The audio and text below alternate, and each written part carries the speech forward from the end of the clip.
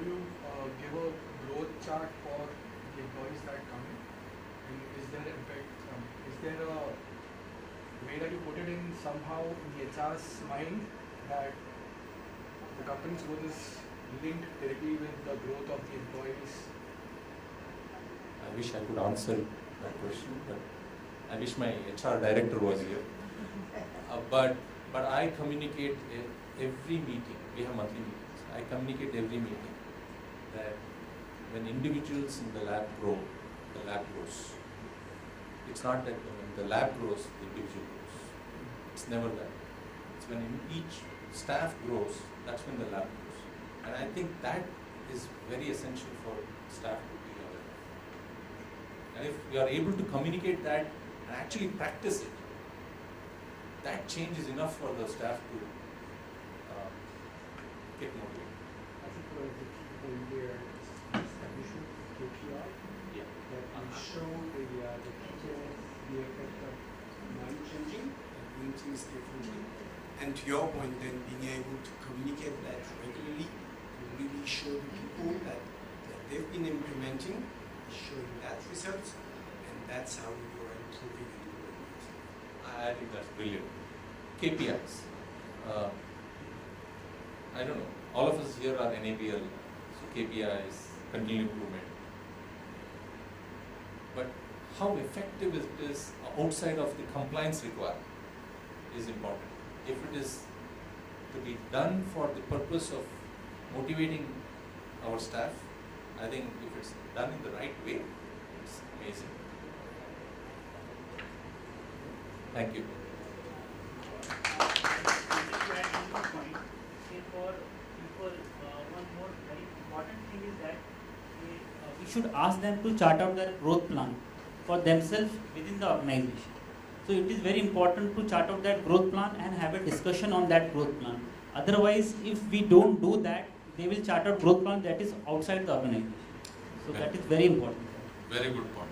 No doubt about it. Question is whether they chart the growth plan or we help them chart the growth plan. It is in discussion with the employee. Agreed. Very, very good point. Thanks a lot, sir. Thank you so much for sharing your valuable insight, which is one of the important aspects of a laboratory, the people. So if we talk about, we did basically in three segments, process, product and people.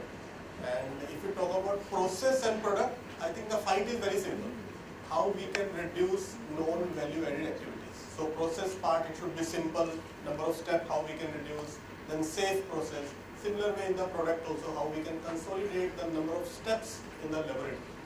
And how we made our process product with linking with the process part. So that's the message, I guess, coming out. And the people, I guess, it's an endless discussion, sir. And you shared a lot of valuable insight like culture in the organization, which is very, very important.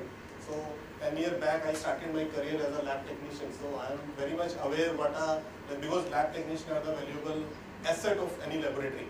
So, but what management think about them, how we can help them to grow their career. So that is very, very important aspect you shared, sir. Thank you so much. And we sincerely thank all the groups sharing their valuable information. And one more thing which is nowadays in the modern laboratory is coming out with respect to best lab workflow is consolidation. Idea is again very simple, how we can reduce known value added step with the automation and consolidation. And for this we have our next speaker with us, Mr. Hubert, who is with Ortho Clinical Diagnostics and Global Director for Product Management. He will speak about how the technology upgradation, total lab automation and instrument manager, which is a lab informatics system, and the overall management of the laboratory. How this system can help us to create a best lab workflow in the laboratory. We welcome you, sir, on stage.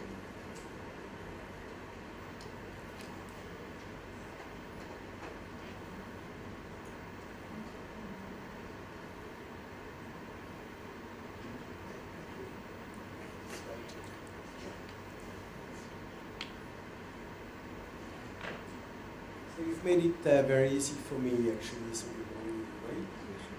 you've made it very easy for me because actually you've done most of the work. Okay, the important work is what you've been doing this morning. So thinking about how could you improve things. Okay, in terms of process, in terms of 3600 for immunodiagnostic, and the integrated platform that was presented earlier on, which is the 5600, where we integrate both clinical chemistry and immunoassay. And it's really based on the technologies that we are using. The microslide technology, first of all, which is the foundation. So there's no need for water. It's reduced calibration, minimal maintenance, and in terms of automation, it's critically important because that means that regarding the implementation of the systems can be implemented almost anywhere in the lab. Okay, they don't need water, they don't need brains, so you can move them around. The only thing you need is a car.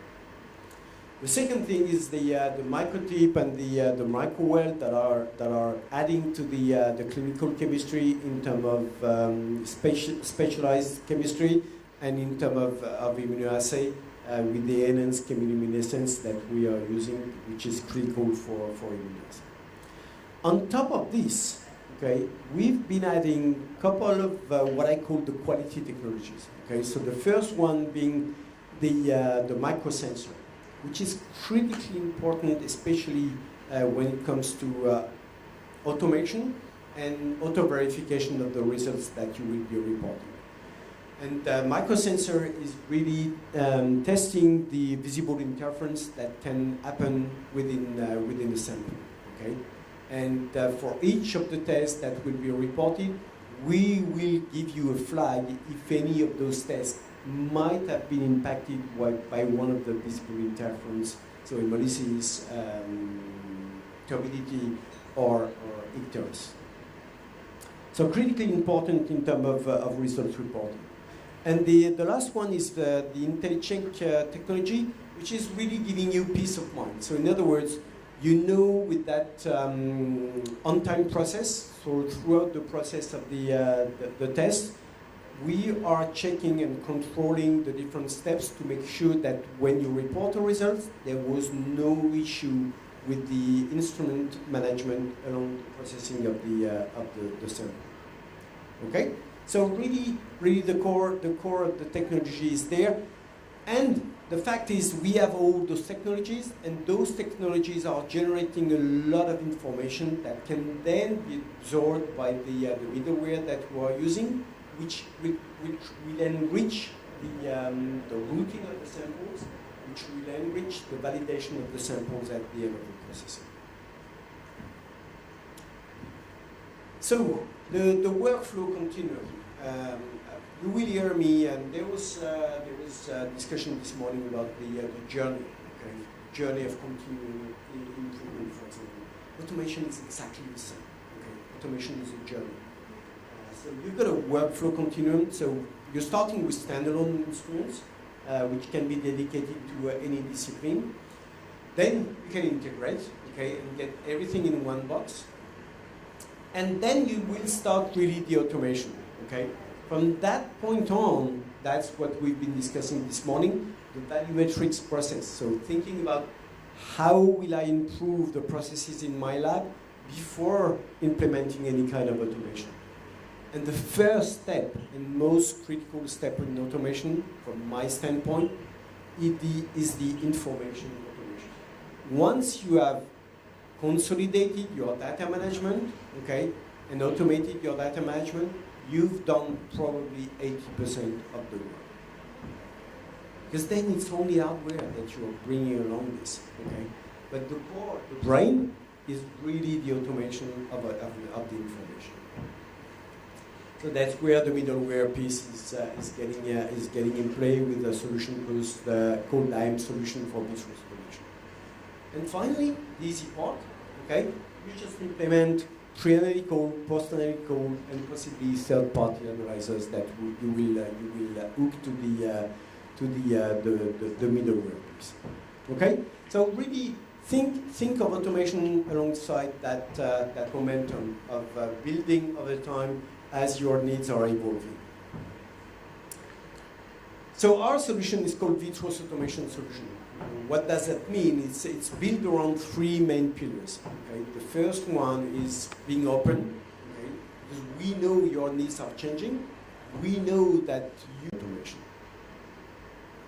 And we have several customers. I mean, we have quite a number of customers that have been going through this kind of exercise, and over time have been expanding, relocating several times their solution to adapt to the needs that they were facing.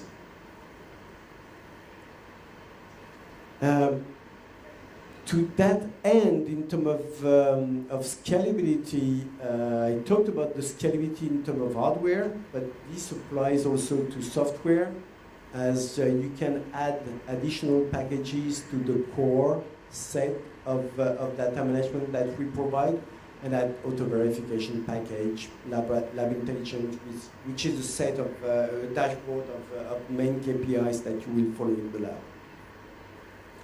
Simple thing that will speak a lot, I mean, for a lot of you. I don't know if you've seen that. I've seen that in some of the labs where I've been to. I've been doing a lot of organizational studies, so equivalent to the volumetrics work. And storing of the sample is one of the key elements in the lab. A lot of labs, it's taking them 30 minutes at least to find a sample. They need to find a sample. Okay, we have a module in our package which is called sample storage and retrieval. So you are moving from the previous image, okay, where everything is there, in that kind of image where you store, okay, and all the locations of the tubes in the racks, and then you simply put the racks into the fridge. It's then very easy with software to retrieve any sample that needs to be retrieved. It seems trivial, but it's a key element of waste in any lab I've been going to.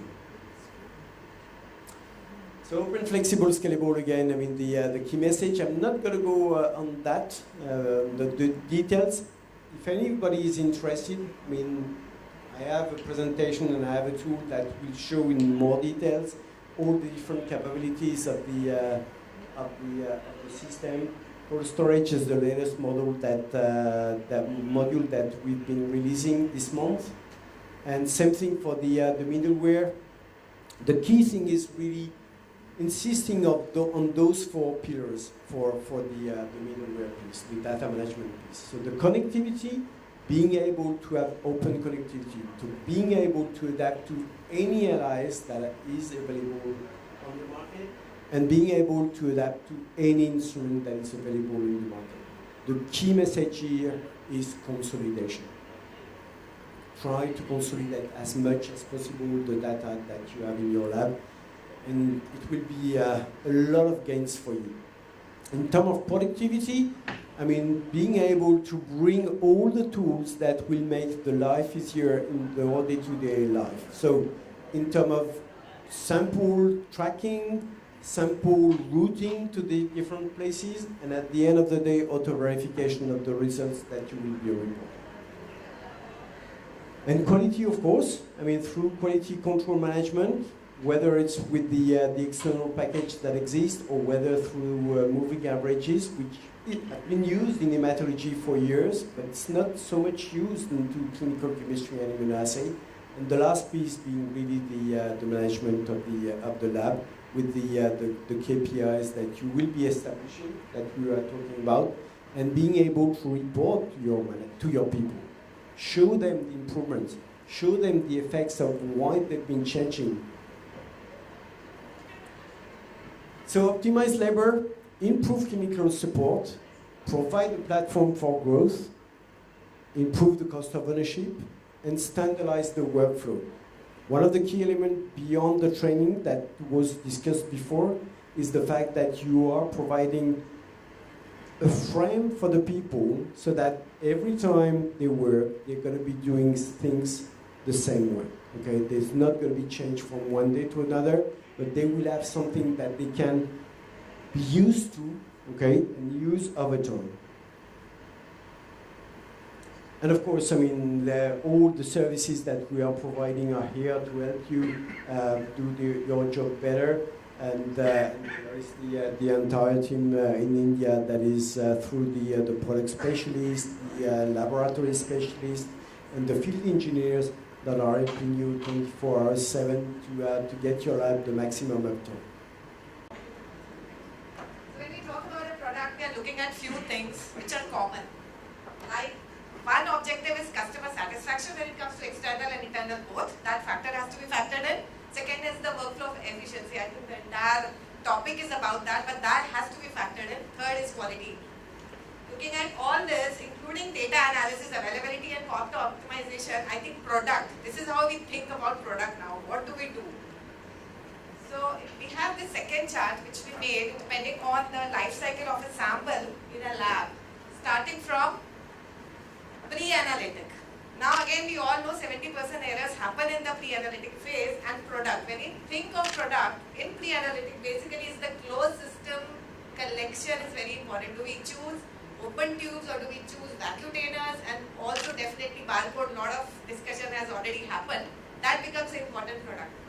Second becomes, the sample comes to the accession area. So the samples have to be accepted in the lab. How do we do that? LIS plays a major role there. So again, LIS, the functionality of LIS, the entire function which is happening in accession is what we need to factor in as a product. And the functionality which is available there, which includes sample rejection, acceptance. How do we look into that? Third would be the movement of sample inside the lab.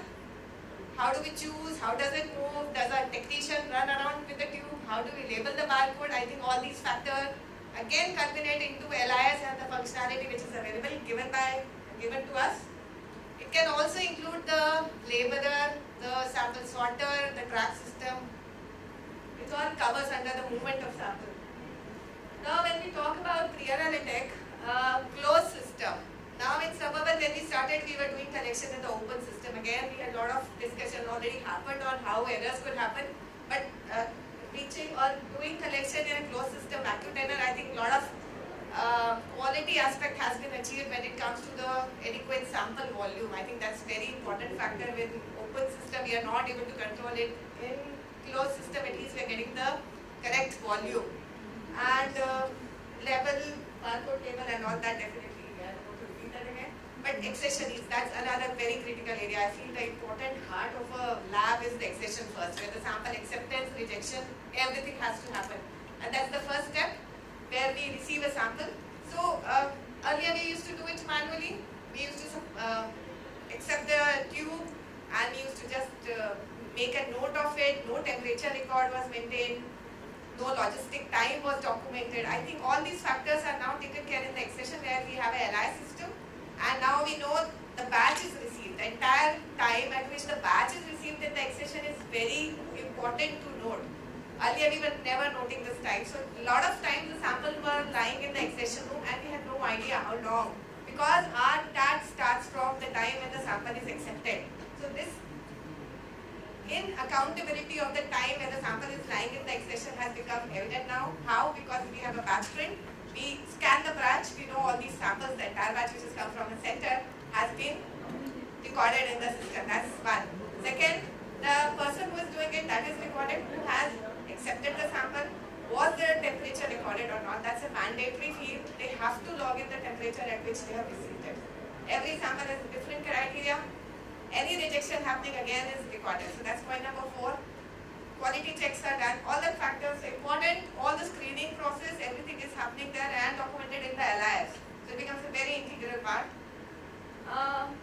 Plus the traceability of the time.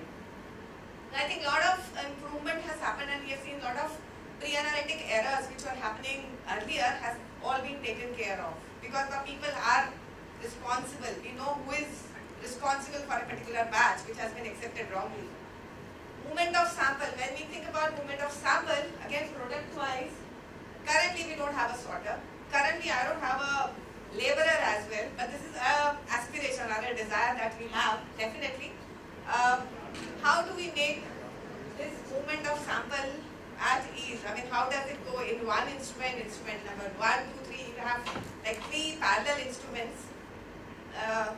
Currently we are labeling, and as we have discussed, we are in the barcode labeling itself where it has to go in instrument 1, instrument 2, as per the knowledge fed in the LI system. So that has given a lot of ease where the technicians are not running around opening the LIs to check whether what all tests are there. So we have reached that far. I think there are more miles to go when it comes to labeler, sorter and the tracks. The control is going back. We do talk about calibrators, we do talk about control solutions also. Control solutions also might go back. The kit might not be stored at a proper position, not at proper temperature. The bilirubin samples might not be transported in a black box. So the sample might not be right. There are multiple things that we can think about in products.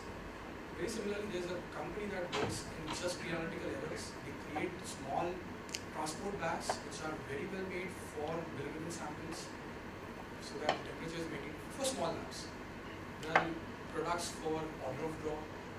There are products specifically for accession areas. Actually, I was not aware that Navis from Suburban diagnostic, but there was a process that was talked about the barcoding and so I had an experience with Suburban in the past where I went for a blood sample collection. The registration desk took my all the details. The name call out was from the collection room. So that gave me an security that my sample is collected and only in my team. No. So there are certain minor processes, but that are also linked with the product. Sure. So there's a product which is Elias which created that effect, but there was a process where the name calling created that effect of security. Absolutely. Well said. No problem at all. I agree. So the concept of product is different in each one of us. So I think it's well brought out from the discussion that you had. We did need learning languages in the notes. Thanks a lot.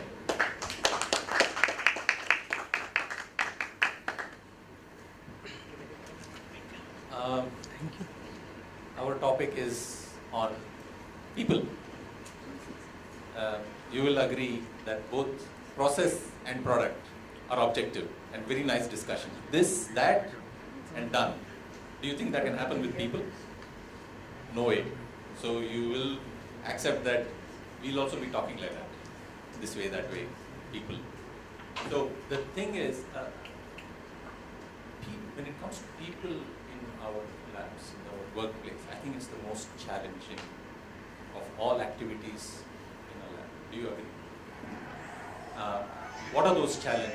Meaning it's not an exhaustive list because the time started ticking, the mind stopped working. So we put only training, suitable recruits, attitude, attrition as a possible challenge. And I'm sure there are many more to it. So, but what we did was we looked at attrition and we looked at various possibilities.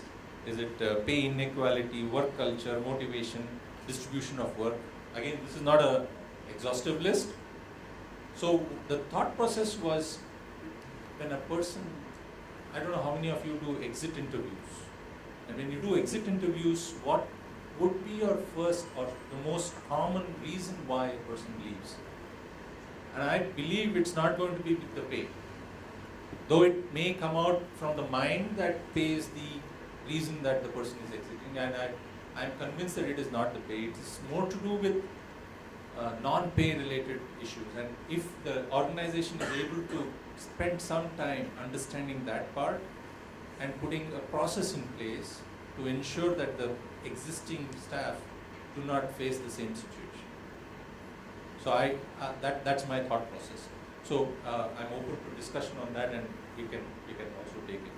So it's also related to how do you keep your staff motivated? Because if your staff is motivated, pay becomes secondary. The motivation, and what is motivation? Motivation is doing some activity for the sheer achievement of that activity, and not anything beyond that. That kind of motivation, how do you bring that ownership into every person who is working in your lab? I think if you are able to look at that aspect in the people part, I think attrition doesn't become a major concern. Attrition is a given. The question is, are we trying to keep it under wraps, under a certain level, such that it does not affect our patient care? And that again gets linked to work culture. I think work culture is about how the organization believes in itself and the way forward. And the way forward is towards a vision. How does the lab communicate that vision to every step